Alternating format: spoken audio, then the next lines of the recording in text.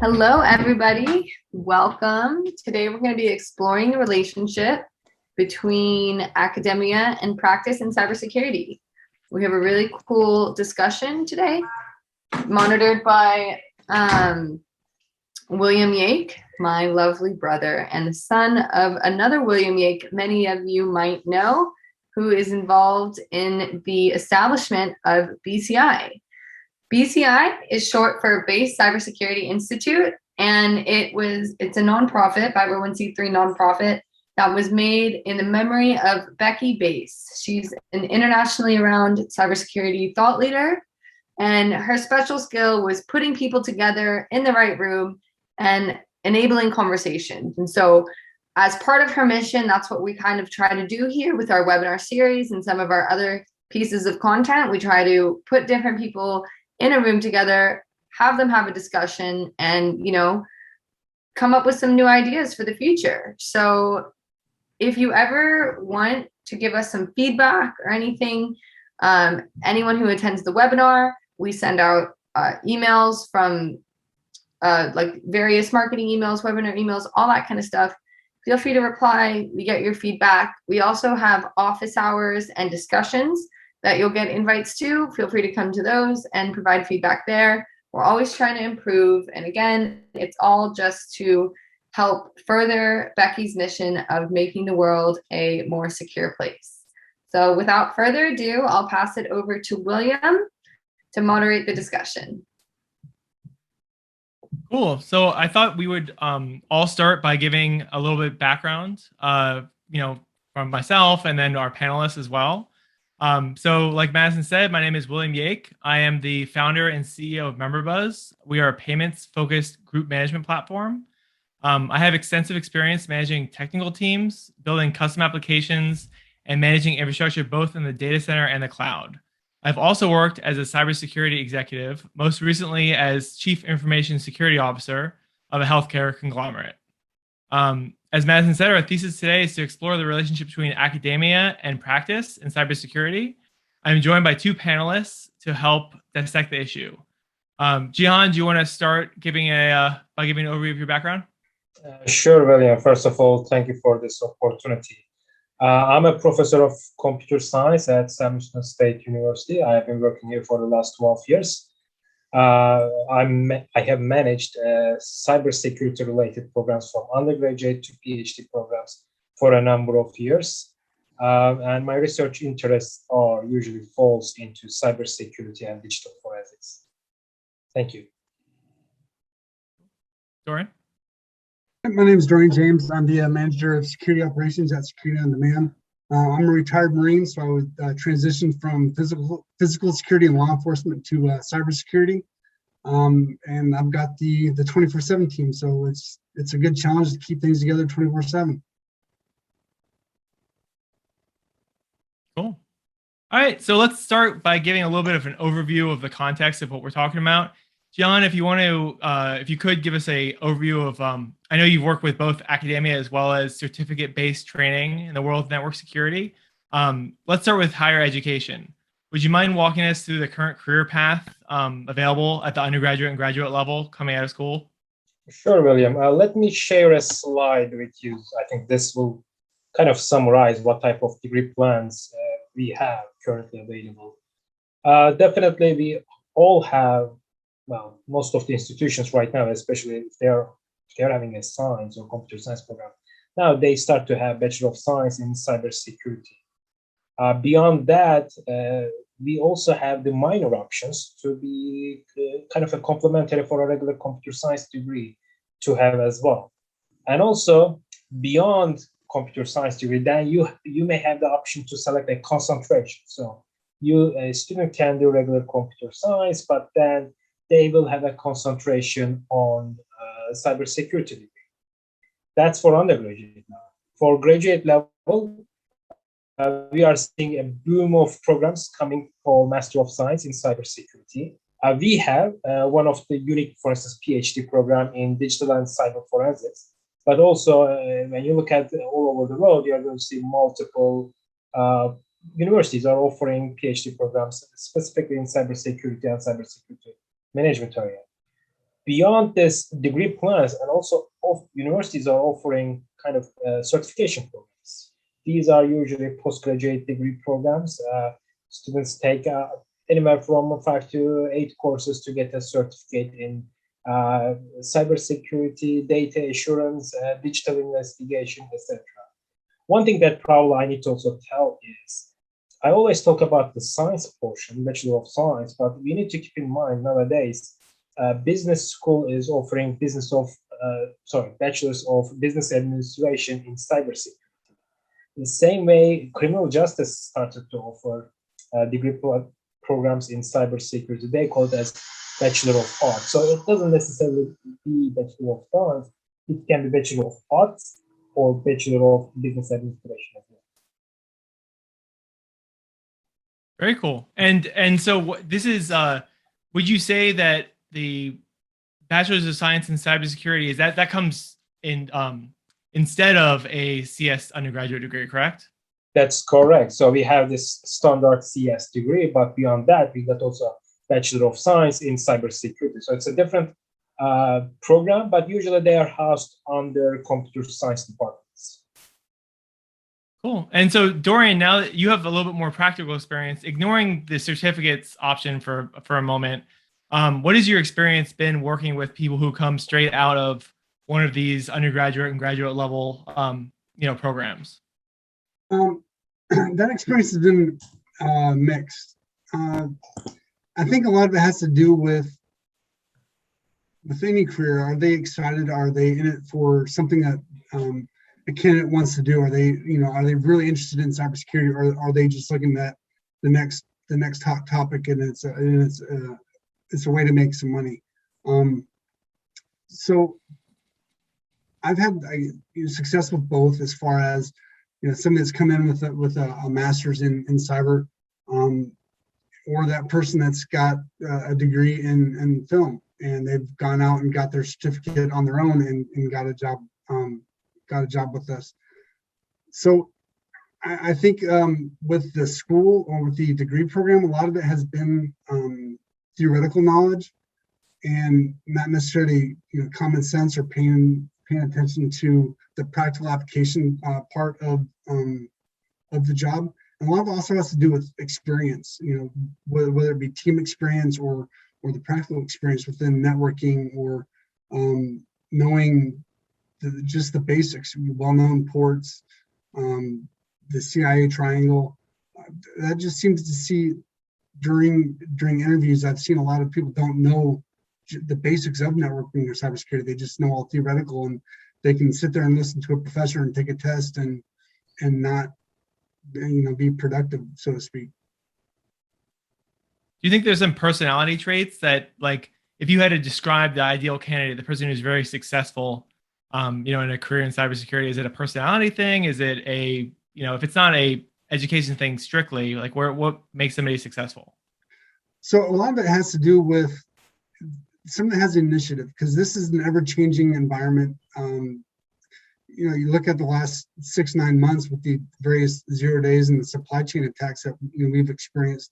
I mean, you're constantly pivoting back and forth between one attack to another. So you have to have that initiative. You have to have that drive to further your education, whether it be catching up on cyber news, via various platforms, bettering yourself, studying for I don't want to say a new certification, but just keeping your head in the news to see what's coming down the pipeline. Also, too, you have to be able to work as a team, because you can't do this solo. There's just so many within the field. There's just so much going on. It helps to know who to ask and when to ask, instead of trying to do things yourself, because that's just not going to happen. Okay. So now moving on to their certificates, which is, I think, the other side of the coin, right? You have the traditional academics, and then the certificates, which is more couture, purpose-built education for an evolving marketplace, right? So Gian, I think you've worked a lot with certificate training in cybersecurity. Would you mind giving us an overview of what options are out there? Sure, William.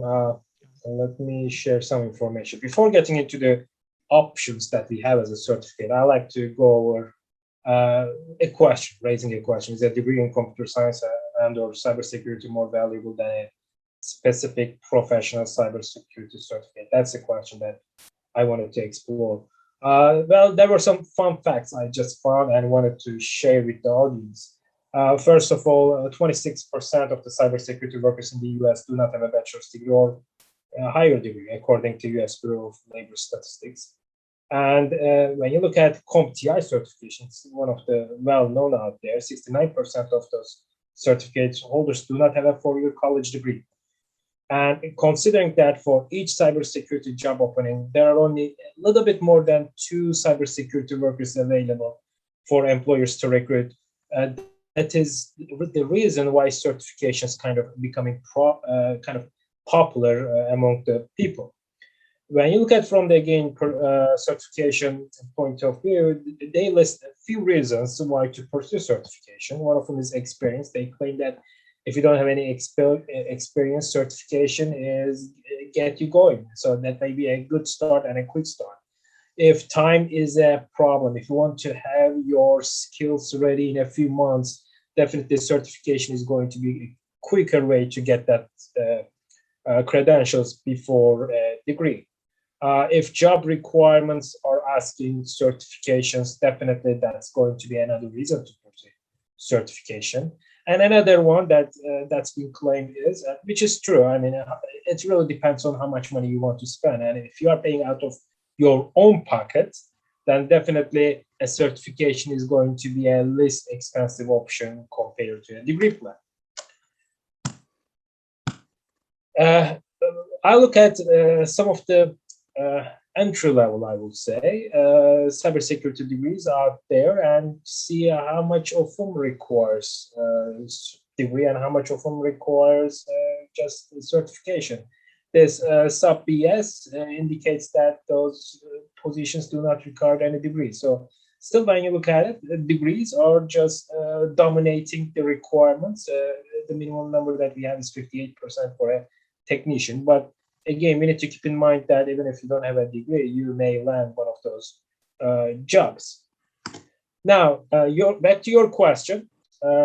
You asked what certifications are available. One thing that I did was I look at the job, well-known job landing websites, LinkedIn, Indeed, and Simple Hire, and I just look at, hey, how many hits I'm going to get for those each certificates, and I just put those in order based on the number of hits that I receive. So these are the well-known or well-required, or maybe the most required certifications coming from the employers. CISSP, CISA, CISM, these are really well-known in their area, but they're mostly theoretical, and they do require a number of years of experience. Out of those two, I think the blue-colored ones are the ones that's been out there. It's more of a hands-on side of the deal. So some hands-on type of work and experience is going to be needed for those two certificates, CEH and OSCP. And one thing that, before I close, we need to keep in mind that I put at the note down there, this certification requirements grown about 33% with just in 6 months. So definitely the demand on certification from the employers are growing every day in cybersecurity field. So do you think that these certificates can take the place of an undergraduate degree in computer science or cybersecurity, or is it something that should really be an add-on, or how do you see it? From my experience, my view, this should be an add-on to a degree that's being earned by a student, because I do expect, if I'm an employer, I want my worker to think out of the box.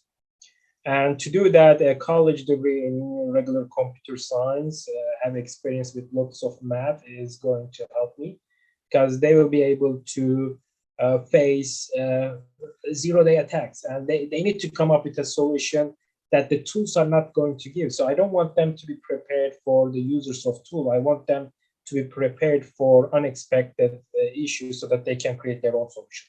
That's my opinion. So what do you think is stopping the let's look at the career path of, okay, you get your bachelor's degree. Let's say you get your bachelor's degree in cybersecurity, then you have to go get a certificate in your, something more specialized. What's stopping universities from sort of absorbing that knowledge and just giving it to them as part of their initial degree? Well, so you're asking about where these universities are struggling. Is that correct? Did I understand? Yeah. Why exactly? Like, what's the need for the certificates? If you think that people need the undergraduate, why can't they just, get that practical experience as part of that? Like, what's the fundamental difficulty there? Well, there are so many difficulties out there. I'm just going to tell only the major ones. The first one is the cost is a factor. Definitely, if paying out of pocket, universities are going to be expensive, and this workforce may demand to go with certification route instead of going with the universities. Another thing that we struggled for the last decade was race to create the programs.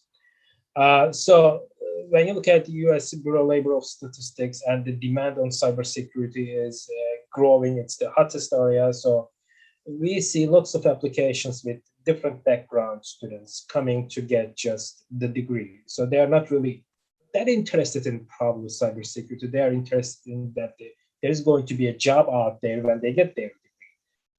That's why we see lots of new universities offering cybersecurity degree, and they're not really housed in computer science. Some of them are being again housed in criminal justice, homeland security, or college of business. That's why the technical and hands-on experience from those degree plans are going to be shallow compared to what a regular computer science degree or the department can give to their students. That's why sometimes we are getting an information that the students who graduated are being too generic, so they are not really have the in-depth knowledge that they need to have. Another thing is, again, student perception versus program goals. Some of the students like the management side of cybersecurity. Instead, our goal is to have a balance of the management side and hands-on area. So that's the contradiction between the students and the program goals. Recruitment challenges is another problem, especially with the COVID. Definitely, that is becoming a more headache for the universities. The number of students in colleges are usually dropping. In order to attract more students, universities started to lessen their admission standard criteria for graduate students. So right now, most of the universities are not asking any GRE score. The admission GPA requirements are lowered as well. So the coming students have less qualified compared to maybe 5 to 10 years. That's another problem. Another issue that we are having a little bit difficulty compared to certification is the accreditation and state regulations.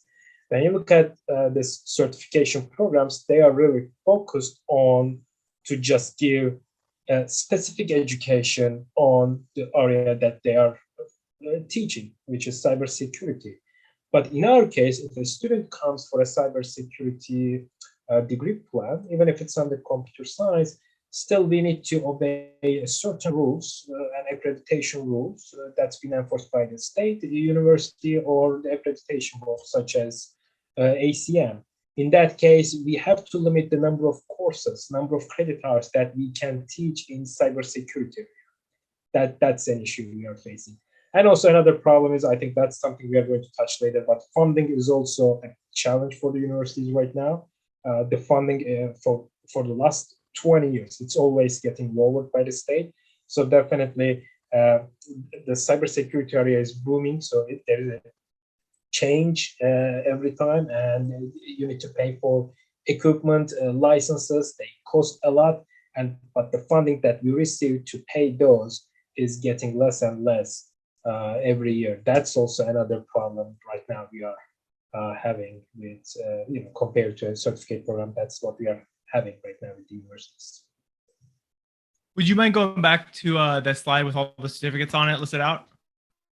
Sure. Yeah. So Dorian, moving to you, from a practical standpoint, would you mind giving us an overview of which one of these certificates you found to be particularly helpful, of which ones you look for in job candidates, which ones are not as important? Like, what do you think? Okay, so I kind of want to focus on entry level here.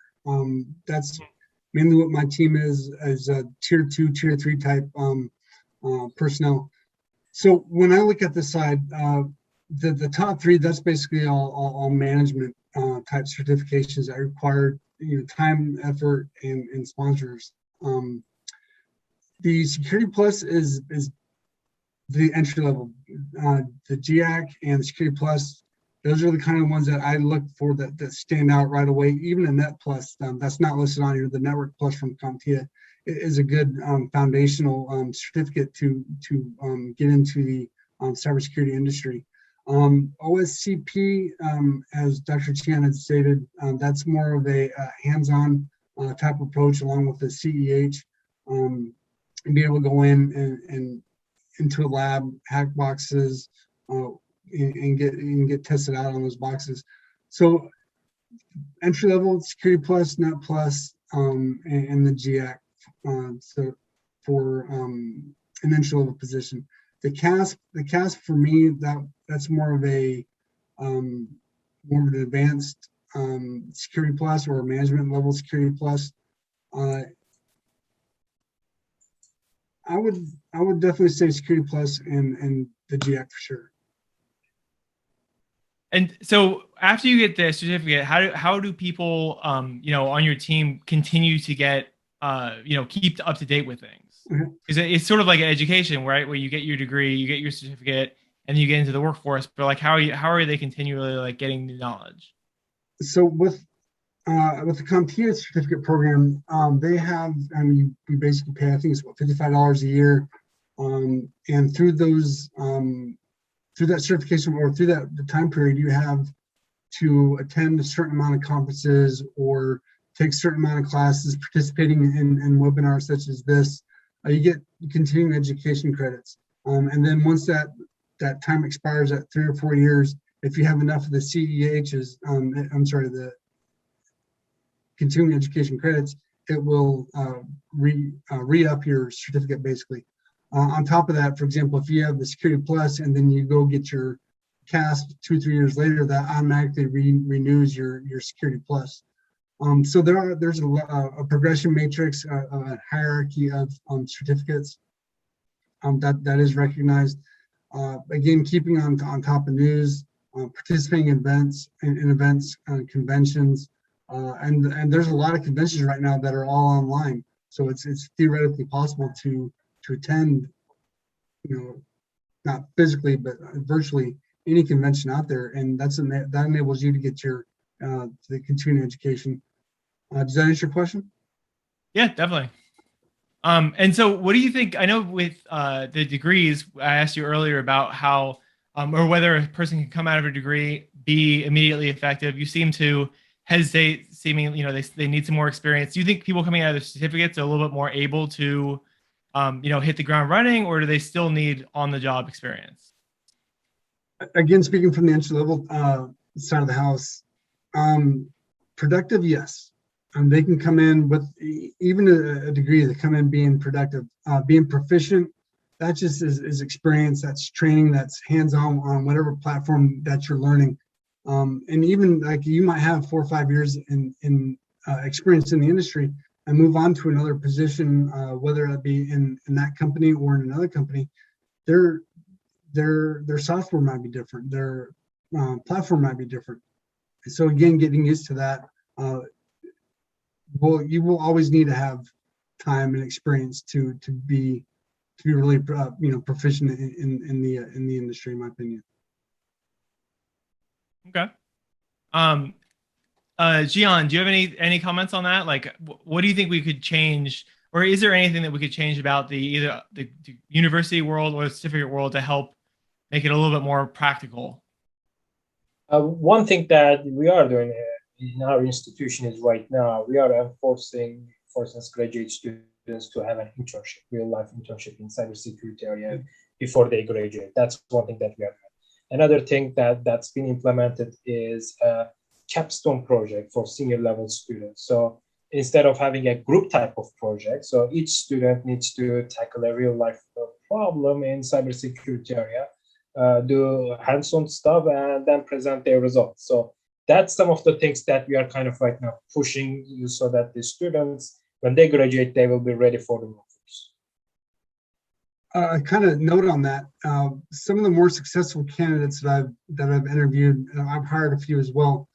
That not only do they have the degree, but part of their curriculum.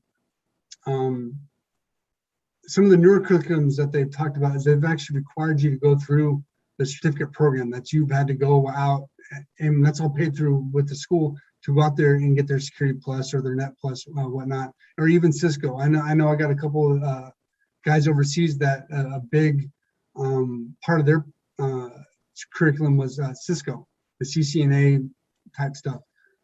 So they've been able to go out in school, get their degree, and come out having certificates on top of that.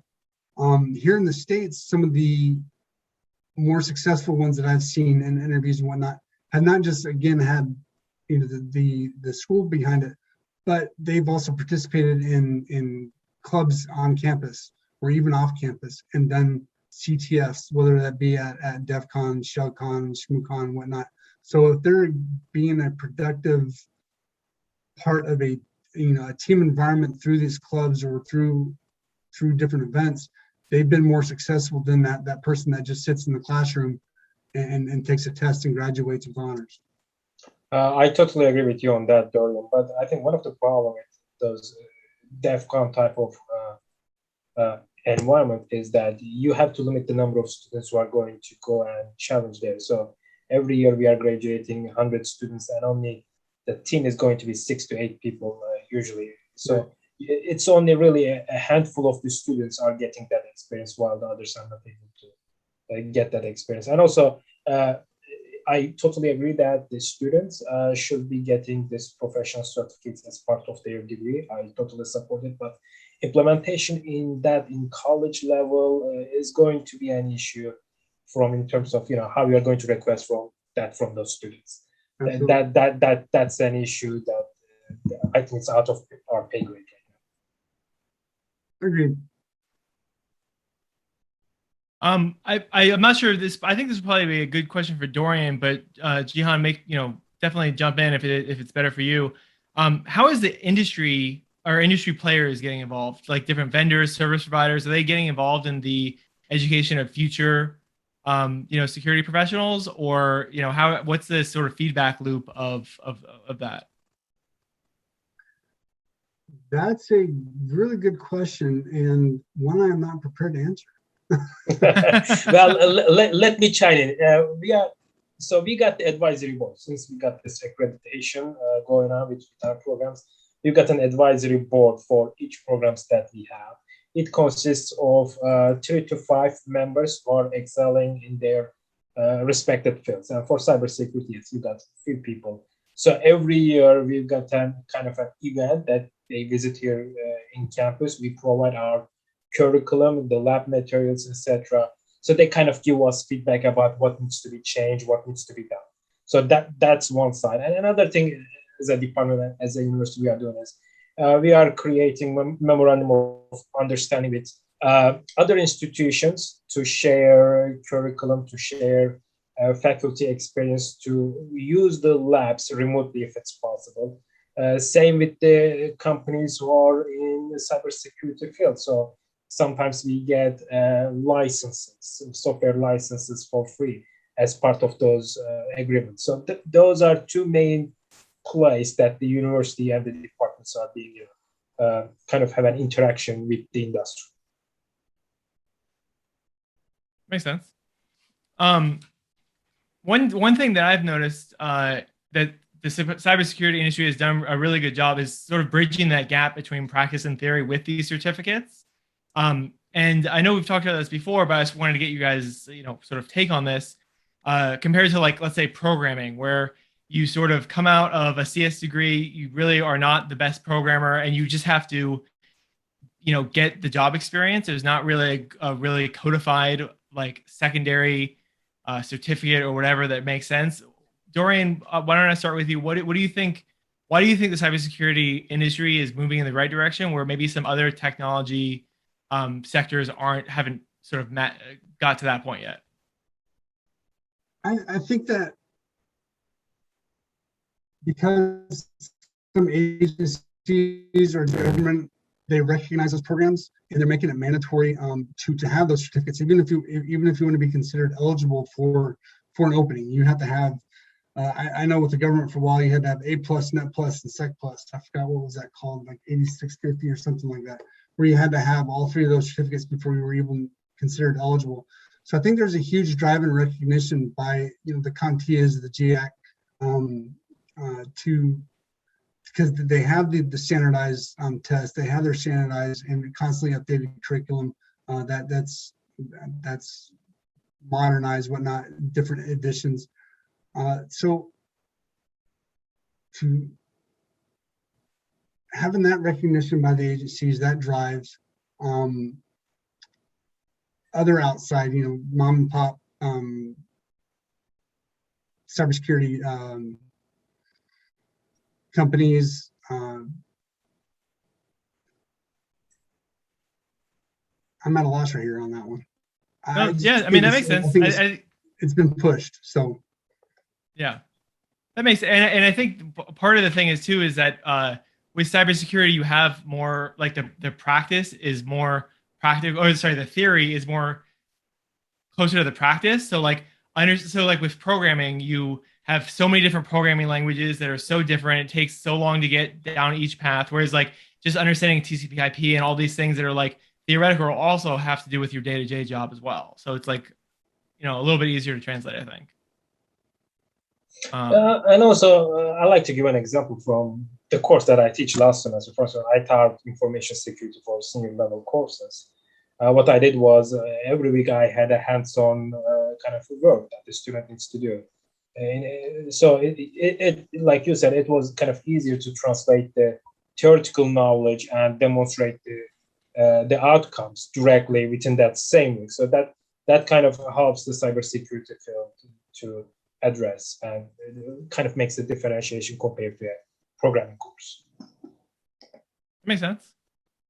Dorian, I know that you've said that you work mostly with entry-level people, but what do you see as people move up, like as people get promoted and move up the ladder? What do you see as traits that work best as you move up your career? So initiative is a huge skill that is needed by anybody in this industry, to have that ability to go out and ask those questions, to know where to find it. And if you don't know where to find the answers, who do you talk to get some of those answers? So you also need to be able to work on process development, to be able to communicate that effectively to not just the junior members of your team, but to be able to speak up higher as well. Be flexible, be decisive. One of the things too that helps with this is being able to recognize burnout, especially if there is an attack after attack after attack, either that you are part of directly, indirectly, whatnot. Just being able to recognize those factors and be cognizant of your team members and to be able to help take care of them. Because if your mind's not in the game, so to speak, if your mind's not on the incident or on the job, you're going to miss something. So being able to take care of that, being able to recognize the burnout factors, and then also too, I've alluded to this in the past of who to talk to. So who knows who and who knows what, and we all have each other's back. And I think that's going back to your previous question about why has the cybersecurity industry been probably more successful than programming. And a lot of that has to do with because we can sit out there and reach out to, whether it be your mentor, whether it be former colleagues, whatnot, and ask those questions if need be and get additional guidance. Cool. So Jihan, what do you see as the challenges for training the next generation of cybersecurity professionals? What's the future of from the education training perspective? That's a good question, William. I think I briefly answered some of them, at least with the challenges for the universities. But beyond that, we are in a field that's always evolving and changing. So whatever we give as a training 2 years ago is not valid today, most likely. So definitely it becomes outdated fast. That's always going to be a challenge that we are going to have. And also we should never forget that as in the university, we are just training the people who can prevent these attacks, and we are in a catch-up role. So we are always trying to catch up what's going on. So always we are one step behind compared to attackers. Another thing that I'm seeing, especially with the way that right now universities and different colleges offering this cybersecurity degrees, are I'm really concerned that there is really going to be a upskilling problem to meet the demand from the business side. So students may claim that they have the degree for the cybersecurity, but again, from practical point of view, or in-depth knowledge of skills, still that's a big question mark. And another thing is that's always going to be an issue. That's true for universities and that's true for companies as well. Definitely recruiting and retention is a problem with the universities. With especially this new generation, the Z generation, obviously they are different than the previous generation. They like to be just spend maybe, or they want to put less effort, but they want to earn the most. I'm not judging whether that's true or not, but that's what their methodology is. So at the end, these students are just going to find something that is fun for them, and as long as they can live with the money that they earn from that position or job, whatever it is, they will be happy for it. So definitely from college point of view, that recruiting is still a challenge. Again, we lessen our admission standards, but retention also is becoming a problem. It's going to become more problematic in the future as well. So these are some of the new challenges I think that we are going to see more often in the near future. Cool. And Dorian, what do you see as some of the biggest challenges facing the future of the cybersecurity industry from a practical standpoint? Personnel is probably one of the biggest ones. But there was an article I had read, I want to say about a month and a half, 2 months ago. There's approximately, I want to say it was 500,000 job openings for cybersecurity in the United States. We're looking at like 1.2 million worldwide. So the biggest thing is personnel, because you got individuals that go into these computer science degrees, cybersecurity degrees, whatnot, and they come out and they're looking for a job, and most of them don't even go into cybersecurity. They want to go into programming, or they want to go into the engineering side, whatnot. So we got this huge demand, and there's not as many applicants for this, cybersecurity analyst type role that are qualified. Or they have higher expectations for coming in for an entry level position. They say, hey, I have my bachelor's degree or my master's degree, and this is, I want this much money for this entry level position, and it's $20,000, $30,000, $50,000 above the budget. And their argument is, oh, I have a master's. Well, you don't have experience. Another thing that I've noticed too with applicants is a lot of them may be overqualified. They might have a couple of certs. They might have a degree in computer science or even in cyber. They have maybe 2-3 years of experience as an analyst somewhere, and yet they come in and apply for an entry level, at another company, and they're wanting to get paid at the level that they left at in their previous position. Another thing too is that a lot of the applicants that I see are older applicants. There's not many people that are in their mid-20s coming out of college, or even late 20s. A lot of them in their early 30s or mid-30s to even 40s. Heck, I've even had somewhere up in their 50s and 60s. They've had, they have life experience, they have job experience. So they have these expectations. They want to, or they have a family and they want to, they want to support their family, but yet they're wanting to come into an entry level position and making 100, 150,000. So that's for me, that's the biggest hurdle is the personnel side, whether it be the education side or even the practical experience and family side. Cool. So those are all the questions I have. Do you guys have any other topics you want to talk about, or do we cover everything? Well, on top of what Dorian said, right now, especially government entities are looking for US citizens or permanent residents for their jobs. That's a requirement. But interestingly, well, I'm not going to talk about graduate degrees because graduate degrees are really 90% dominated by international students who are on visa.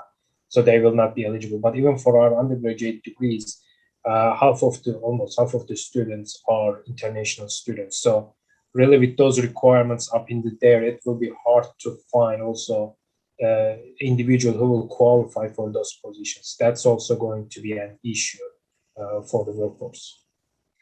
And to tag along that, a lot of jobs here, and I see stuff out here on the East Coast all the time. They're requiring TS/STI clearances. Very few, well, none of the government agencies, but very few of the private companies out here, they're wanting a secret or equivalent, even a national background check, whatnot. You also look at Europe with the GDRP, and they have their requirements to where their data has to reside in Europe. Workers can't necessarily be remote because you can't be you can't be in Africa working as a cybersecurity specialist in Europe, remote, because the data goes back and forth, whatnot. So there are those international, there's personal requirements, citizenship requirements that you had mentioned. So that's another challenge that we have. Yeah, so now I guess I'll open up for questions. Haley, have we gotten any questions? Well, let me ask a question to Dorian. Dorian, do you think a degree in computer science is important for the workforce or not? Is a degree in computer science important to the workforce? And yes, it is important. Is it needed? Absolutely not. But is it important? Of course. So you've got should have your base foundation. You should have your networking, your well-known ports, computer languages, whether it be C++, C#, Java, whatever. So any type of those foundations is knowledgeable, is valuable. But no, I don't think that you have to have a computer science or a cybersecurity degree to work in the industry. Is it true for entry-level jobs or all over the place? Now, if you're looking for mid-level to advanced, yes, it definitely helps. More so than entry-level. You can come in off the street and not even have the cert, as long as you can. If you've taken some classes, if you can show confidence, competency in log analysis, in NetFlow, that's definitely a plus. And you'll especially that I've seen with some of the guys that are on my and girls on my team, is if you have that drive, if you have that ability to learn and absorb knowledge and apply that knowledge and what you learn, as long as you can apply that, you're going to be successful in this. Okay. From my experience, if a student has a bachelor's in computer science degree, usually they do well in their graduate degree plans if they are continuing in cybersecurity. So I was exposed to two different types of students who has no background in computer science, but somehow being accepted for a Master of Science student in cybersecurity, and also others who has degree in computer science, bachelor's degree, and continue their graduate work as cybersecurity. From the practical point of view, when I assign a lab, I see a big difference between those two groups. Definitely the ones who has computer science, they understand what you are requesting and they just do the work, but the others really struggle a lot, but probably that we see in the education level just narrows down when they start working at workforce and if they have a certification, etc. That's my opinion. I think that question can kind of go back to, what do you want to be when you grow up? You got somebody that's bouncing around and they might start in down the educational path. For example, you get a bachelor's in business administration, and then, hey, let's go into cybersecurity. And they start to get into that program and they might realize that, hey, this isn't for me. All right. But then on the flip side, you're like, hey, this is great. Let's just jump in feet first or head first and take care of business. So a lot of that depends upon the person. I've seen it go both ways. Mm-hmm. So first and foremost, obviously, thank you very much to our speakers for attending this webinar and providing us with some valuable information. Our next webinar will be in September, so keep an eye on your mailboxes for some more information coming soon. If you have any questions or comments, feel free to give us a shout as well at the marketing@basesecurity.org email. So without further ado, thank you again, guys, and have a great day, everybody.